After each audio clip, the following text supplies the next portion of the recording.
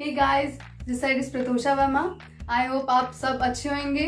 मैं आपको जो लास्ट क्लास में हमने शेड्स के बारे में पढ़ा था उसके बारे में थोड़ा सा कुछ बताना चाहूँगी। हमने पढ़ा था कि कितने शेड्स होते हैं, हम एक पेंसिल से कितने शेड्स निकाल सकते हैं। तो मैंने आपको 15 शेड्स निकाल के दिखाए थे आर्ट लाइन की 10B पेंसिल से। तो आप उसमें मैंने 15 निकाले थे, आप उसमें और एक्स्ट्रा भी निकाल सकते हैं। वो आप पे डिपेंड करता है कि आप कितने ज़्यादा से ज़्यादा एक पेंसिल से आप शेड्स निकाल सकते हैं। आइए अब हम उसके शेड्स में ही हम उसमें लाइटिंग का और ब्राइटनेस का थोड़ा आज आगे पढ़ेंगे। मैं आज आपको डार्क टू लाइट और लाइट टू डार्क में बताऊंगी कि हम अगर हमें लेके जाना है शेड्स को तो कैसे लेके जाएंगे। सबसे पहले हम डार्क टोन देंगे। डार्क टोन में मैंने आपको बताया था लास्ट टाइम, जो सबसे एकदम डार्क टोन होती है, एंड की जो टोन होती है वो हमारी एकदम डार्क टोन होती है। डार्क टोन में हम एकदम पेंसिल का प्रेशर जो होता है एकदम डार्क, एकदम प्रेशर ज़्यादा देते हैं, जिससे कि हमारा जो डार्क टोन होगा वो अच्छे से निकल के आएगा। डार्क टोन हमारा होना हम डार्क टोन जो होता है मोस्टली हमारा शेडोज़ में बहुत ज़्यादा शेडोज़ में आता है। कहीं पे भी अगर डार्क टोन हो जहाँ पे लाइट नहीं पड़ती है वहाँ पे डार्क टोन यूज़ होता है। डार्क टोन के बाद हम नेक्स्ट स्टेप में आते हैं, नेक्स्ट शेड पे आते हैं। वो होता है हमारा क्या किस लिए हेल्प करता है। वो मिड टोन जो होता है हमारा बहुत हेल्प करता है। मैं आपको भी बताऊंगी कैसे हेल्प करता है। पहले अभी हम ये शेड निकालते हैं। सबसे पहले डार्क टोन, देन आप उसके बाद आप मिड टोन निकालिए। मिड टोन जो होती है हमारी लाइट टोन और डार्क टोन को बैलेंस करने के लिए होती है। ये देखिए, ये मिड टोन है आपकी। मिड टोन के बाद अब आपकी आएगी लाइट टोन। अभी डार्क टोन थोड़ा और प्रेशर दीजिए। यहाँ पे आपको दिख रहा होगा, यहाँ पे मिक्सिंग दिख रही होगी। मिक्सिंग हमारी होनी बहुत ज़रूरी है। देखिए, ये देखिए, अब यहाँ पे आपकी मिड टोन आ रही है धीरे धीरे, फिर आपकी लाइट टोन आएगी। मिड टोन के बाद अब आपकी लाइट टोन में हमने आप पेंसिल का प्रेशर धीरे कर देना है, जिससे कि हमारी लाइट टोन निकल के आएगी। ये देखिए, ये हमारी होगी डार्क टोन, ये हमारी मिड टोन और ये हमारी लाइट टोन। ये देखिए, अब हमने डार्क टू लाइट करा था, अब हम लाइट टू डार्क में जाएंगे। लाइट टू डार्क में कैसे जाएंगे हम? पेंसिल का प्रेशर एकदम धीरे देना है। धीरे धीरे करके हमें डार्क टोन में बढ़ना है। जैसे हमने पहले लास्ट क्लास में हमने जब करा था वही हमें स्टेप इसमें करना है।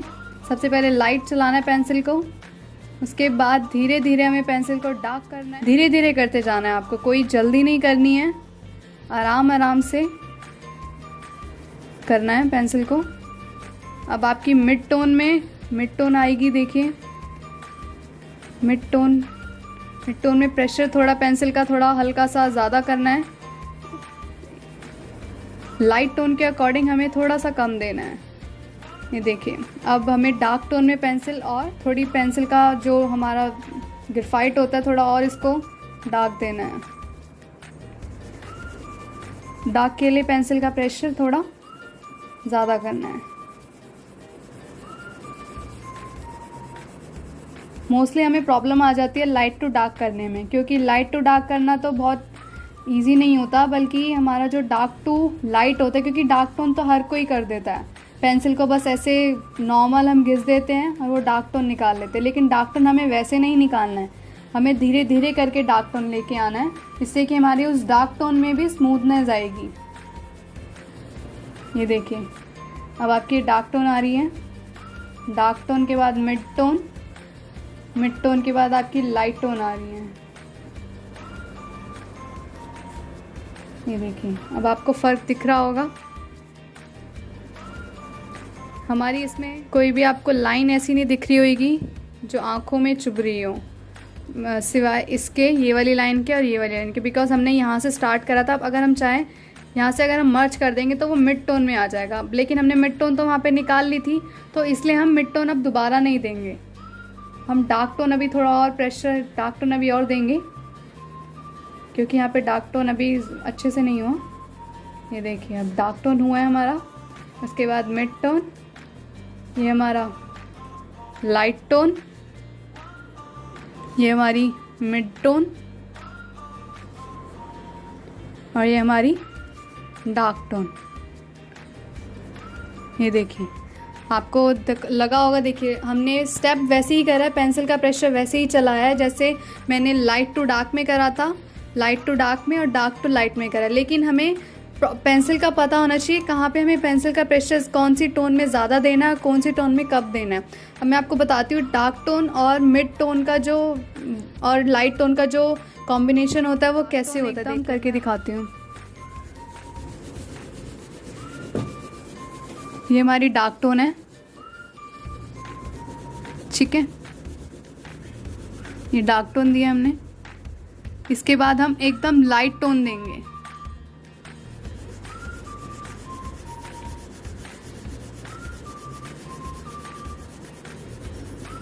पहले भी प्रॉपर डार्क टोन। अब देखें ये हमारी लाइट टोन है और ये हमारी डार्क टोन है। ये देखो आपको एक डिफरेंस हमारी आईज में खुद ही एक चुभ सी रहा होगा कि मतलब चुभ रहा होगा बहुत ज़्यादा कि ये एकदम से डार्क है और ये एकदम से लाइट है। हमारा फोकस जो है इस डार्क टोन पे जा रहा होगा। क्यों? क्योंकि एकदम ब्लैक है। हमारी जो आईज होती है मोस्टली ज़्यादातर डार्क पे चली जाती हैं। लेकिन देखिए अब यहाँ पे मिड टोन का देखिए रोल क्या है। मिड टोन का रोल यहाँ पे ये है कि डार्क टोन को और लाइट टोन को दोनों को वो बैलेंस करता है। बैलेंस करता है तभी जो हमारी डार्क टोन और लाइट टोन होती है वो दोनों हमारी मर्ज होती है।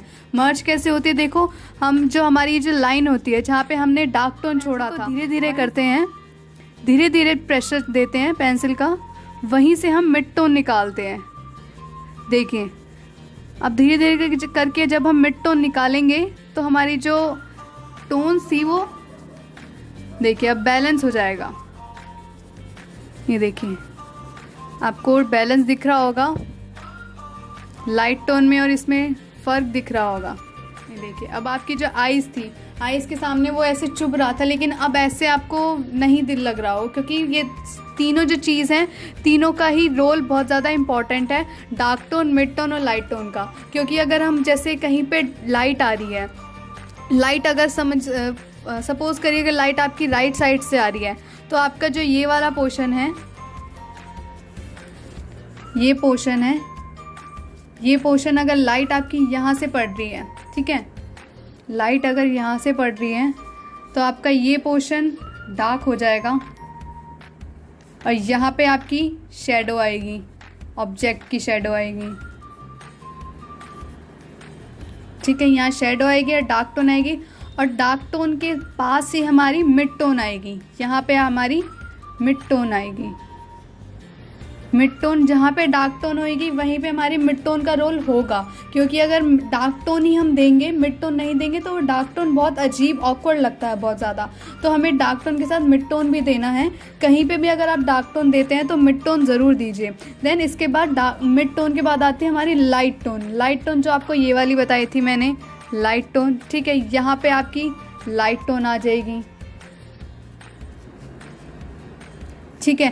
देन इसके बाद जो एकदम लाइट पड़ती है, प्रॉपर जो फोकस पड़ता है, जहाँ पे हमें ब्राइट एकदम लगता है कि सन का रिफ्लेक्शन जो हमारा पड़ता है या किसी भी लाइट का पड़ता है वो एकदम ब्राइट दिखता है, तो हम क्या करते हैं, हम एकदम प्रॉपर वाइट लगा देते हैं। तो वही पोर्शन पे वो जो ब्राइट पड़ेगा,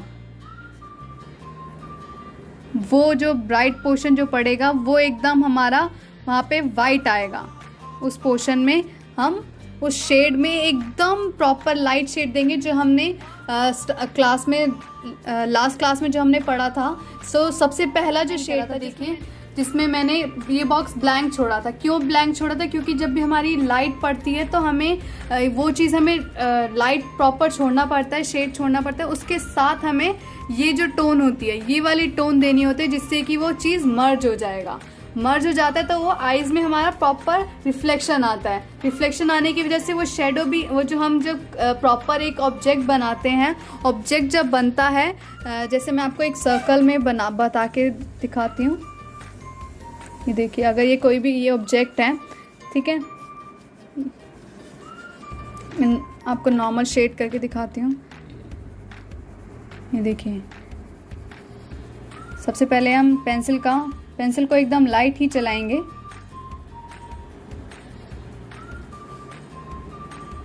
उसके बाद आपको मैं एक चीज़ और बताती हूँ। हम कभी कभी क्या सोचते हैं, जो हमारा ऑब्जेक्ट होता है, ऑब्जेक्ट के जो ये कॉर्नर होता है, ये कॉर्नर के पास हल्की सी हमारी लाइट भी होती है, एकदम डार्क नहीं होता है। आप कभी भी किसी ऑब्जेक्ट को देखना कहीं पे भी, तो आप उस पर लाइट लगा के देखना, तो आपको पता चलेगा कि हमारी जो एकदम कॉर्नर होता है, कॉर्नर पे प्रॉपर ब्लैक नहीं होता, उसके ब्लैक के साथ ही हल्का सा लाइट टोन भी होता है, जिससे कि वो जो हमारा, क्योंकि बैकग्राउंड, ये जो बैकग्राउंड है, समझिए ये बैकग्राउंड है, ये तो प्रॉपर ब्लैक है ही, क्योंकि लाइट यहाँ से पड़ रही तो बैकग्राउंड भी हमारा ब्लैक होगा ही।